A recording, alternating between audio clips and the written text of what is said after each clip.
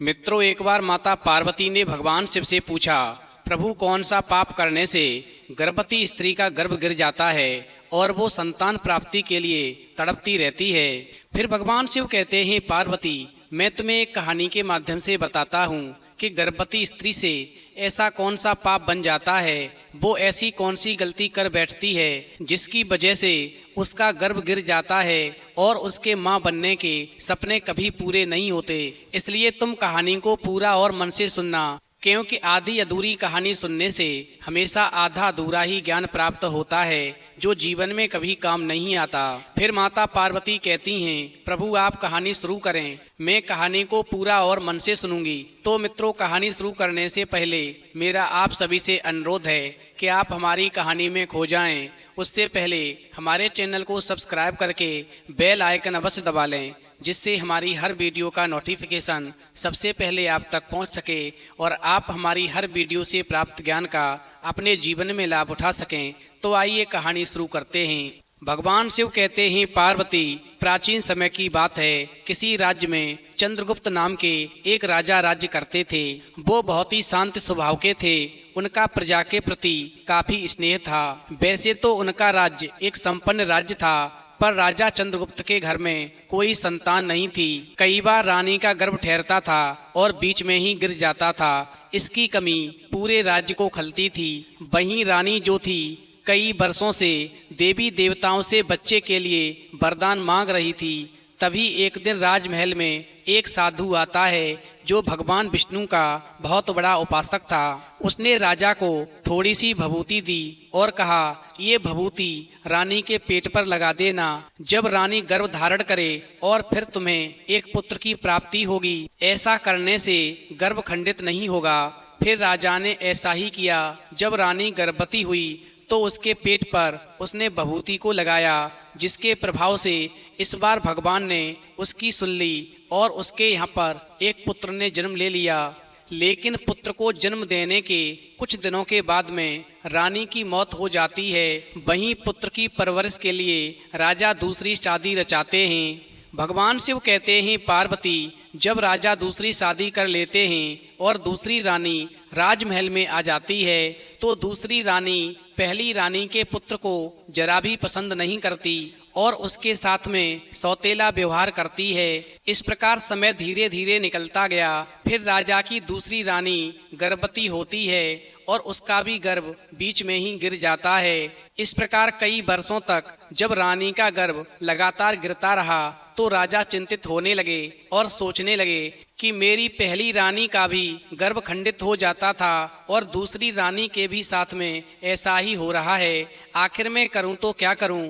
उसी समय पर राजा को उसी साधु की याद आती है जिसने वो भभूति दी थी। फिर तो राजा खोज करता हुआ उन साधु के पास पहुंच जाता है और पुनः वो भभूति लेने के लिए प्रार्थना करता है।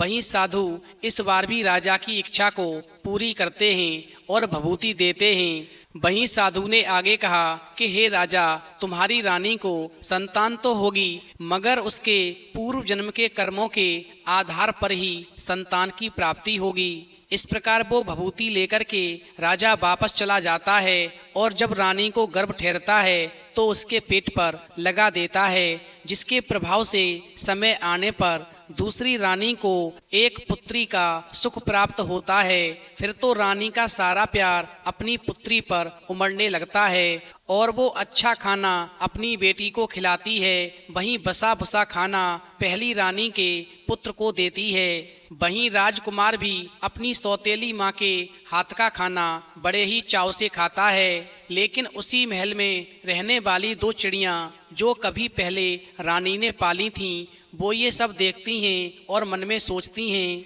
कि राजकुमार की माँ यानी हमारी पहली बड़ी रानी की मृत्यु क्या हो गई। उनके पुत्र को तो दूसरी रानी बासी खाना खिलाती है और फिर ऐसा देख कर के दोनों चिड़ियों को बहुत बुरा लगता था। वहीं चिड़िया अक्सर अपने पति से बोलती थी, अगर मैं मर जाऊं तो तुम दूसरा विवाह भूल कर भी मत करना, क्योंकि बड़ी रानी के मरने के बाद में छोटी रानी ने राजकुमार की क्या हालत बना दी है। वो राजकुमार से बहुत नफरत करती है। भगवान शिव कहते हैं, पार्वती एक दिन राजकुमार और उसकी छोटी सौतेली बहन का झगड़ा हो गया।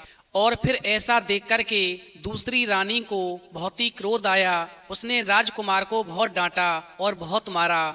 वहीं दूसरे दिन राजा को बिना बताए राजकुमार को मवेशी चराने के लिए भेज दिया। और फिर उसके बाद में राजकुमार को रोजाना मवेशी चराने के लिए जंगल में भेजने लगी। वहीं उसके लिए रूखा सूखा खाना भी भेजने लगी। उधर चिड़िया को राजकुमार पर हो रहा अत्याचार देखा नहीं जा रहा था और वो भगवान विष्णु से प्रार्थना करती है कि हे प्रभु, राजकुमार के ऊपर ऐसी कृपा करो कि उसे माँ का प्यार मिले और उसे स्वादिष्ट भोजन मिले। उधर उसी समय भगवान विष्णु लक्ष्मी के साथ में यात्रा पर निकले हुए थे। इस प्रकार वो चिड़िया की भक्ति से खुश होकर उसे आशीर्वाद देते हुए कहते हैं कि तुम चिंता मत करो, राजकुमार को अब स्वादिष्ट भोजन खाने को रोजाना मिलेगा। भगवान शिव कहते हैं पार्वती, एक दिन भगवान विष्णु की कृपा से राजकुमार जब मवेशी चरा रहा था तभी उसे एक गाय का बछड़ा दिखाई पड़ता है जो अपनी माँ गाय की अस्थियों के पास में लेटा हुआ शोक मना रहा था, क्योंकि गाय मर चुकी थी और बछड़ा अपनी माँ की याद में तड़प रहा था। इस प्रकार जब राजकुमार से बछड़े का दर्द देखा नहीं गया तो राजकुमार जो था अपनी बांसुरी बजाने लगा। भगवान शिव कहते हैं पार्वती, राजकुमार ने इतने प्यार से लीन होकर बांसुरी बजाई कि गाय की अस्थियां एक एक करके जुड़ने लगीं और फिर गाय जिंदा हो गई। इस प्रकार गाय जो थी अब बछड़े के साथ साथ राजकुमार को भी माँ का प्यार देने लगी और वो एक स्तन से दूध राजकुमार को पिलाती और एक स्तन से अपने बछड़े को पिलाती। इस प्रकार राजकुमार की सेहत में दिन दूना रात चौगना बदलाव होने लगा।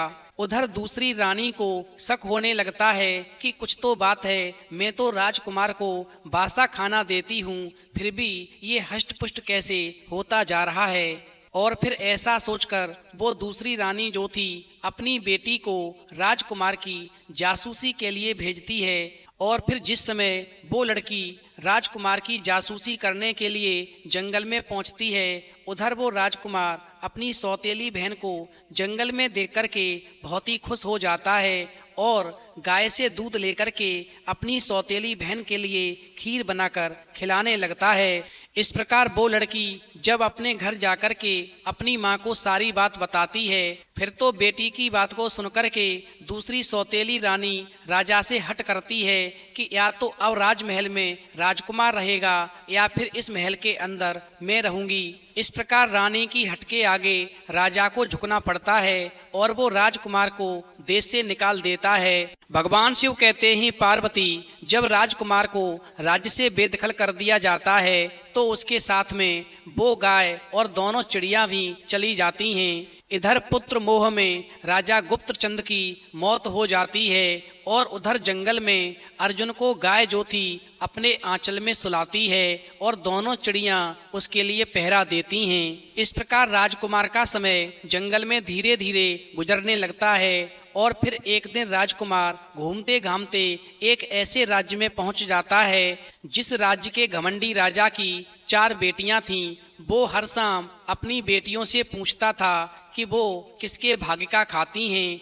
वहीं बेटियां जवाब देती थीं कि वो अपने बाप के भाग्य का खा रही हैं। सिर्फ एक बेटी जो सबसे छोटी थी वो हमेशा यही बोलती थी कि पिताजी, मैं आपके भाग्य का नहीं अपने भाग्य का खा रही हूँ।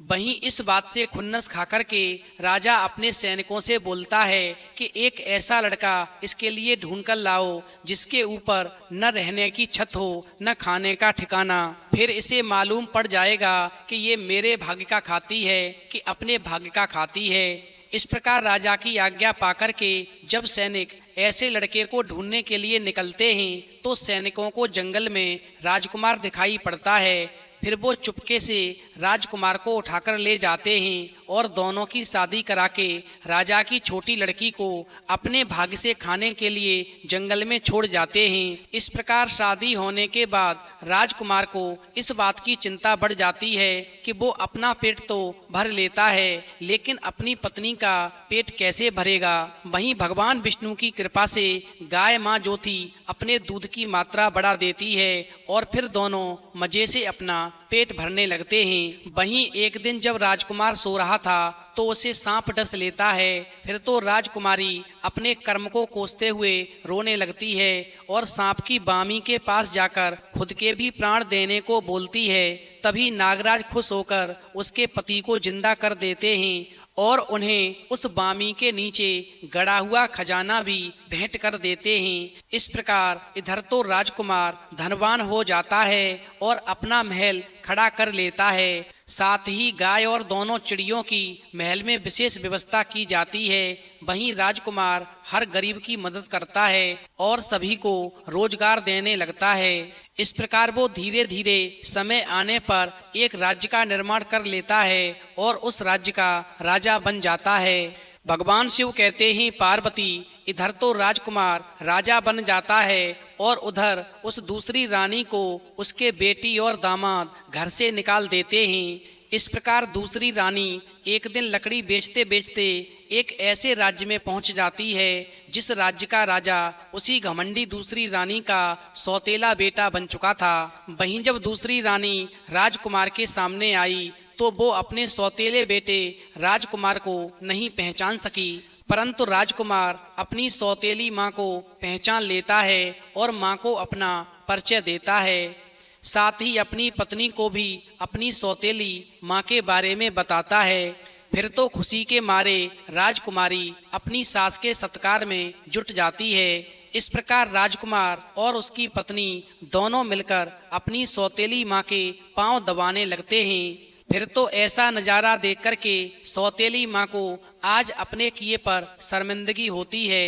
इस प्रकार समय धीरे धीरे गुजरने लगता है और एक दिन राजकुमारी गर्भ धारण करती है, मगर समय से पहले ही गर्भ खंडित हो जाता है। वहीं जब दूसरी बार गर्भ धारण करती है फिर भी गर्भ खंडित हो जाता है। वहीं जब तीसरी बार गर्भ धारण करती है तो तीसरी बार भी गर्भ खंडित हो जाता है। फिर तो ऐसा देख कर के राजकुमार जो था बहुत ही चिंतित होने लगता है।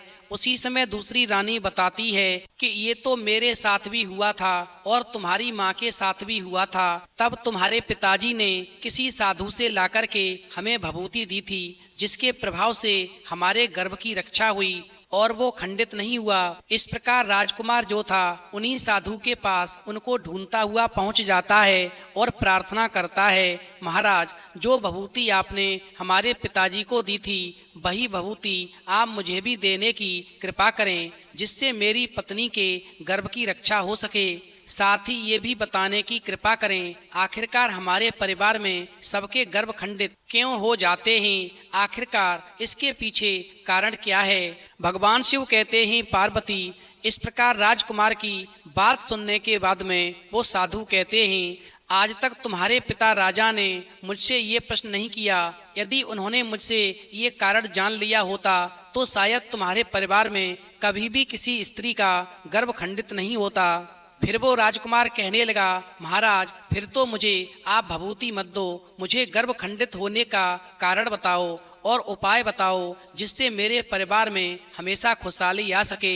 इस प्रकार राजकुमार की बात सुनकर के साधु ने कहा, अब मैं तुम्हें बताता हूँ कि किसी भी स्त्री का गर्भ खंडित क्यों हो जाता है और उसके संतान प्राप्ति का सपना अधूरा क्यों रह जाता है। हमेशा ध्यान रखना, यदि किसी गर्भवती स्त्री का शयन कक्ष उत्तर पूर्व और दक्षिण पूर्व में होता है, ऐसी स्त्री का गर्भ पूर्व जन्म के कर्मों के अनुसार खंडित हो जाता है और ऐसी स्त्री संतान प्राप्ति के लिए तड़पती रहती है। फिर तो साधु की बात को सुनकर के राजकुमार कहने लगा, महाराज इसका मतलब यह है कि मैंने भी अपनी रानी का शयन कक्ष उत्तर पूर्व में बनाया है, इसी वजह से बार बार गर्भ खंडित हो जाता है। फिर तो राजकुमार साधु की बात को सुनकर के सीधा राजमहल आता है और रानी के लिए दक्षिण पश्चिम दिशा में शयन कक्ष का निर्माण करवाता है।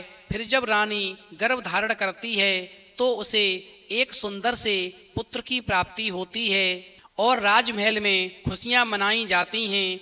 तो मित्रों, इस कहानी से हमें सीख मिलती है कि कभी भी गर्भवती स्त्री को दक्षिण पूर्व या उत्तर पूर्व में नहीं सोना चाहिए। साथ ही ये भी सीख मिलती है कि कभी भी किसी को दुख नहीं देना चाहिए, चाहे वो अपना हो चाहे पराया हो, क्योंकि अपना खून भी दगा दे सकता है और सौतेला अपना सकता है। जैसा कि दूसरी रानी के साथ हुआ, उसकी अपनी बेटी और दामाद ने उसको अपने घर से निकाल दिया, वहीं दूसरी रानी ने जिस सौतेले राजकुमार को राजमहल से निकलवाया, अंत में उसी सौतेले राजकुमार ने अपनी सौतेली माँ को प्यार दिया और अपने राजमहल में रखा। इसलिए बच्चों को अच्छे संस्कार दो, वो हमेशा काम आएंगे। तो मित्रों, यदि आपको आज की कहानी पसंद आई हो तो प्लीज आप हमारे चैनल को सब्सक्राइब करें और भगवान शिव और पार्वती के लिए एक लाइक करना बिल्कुल न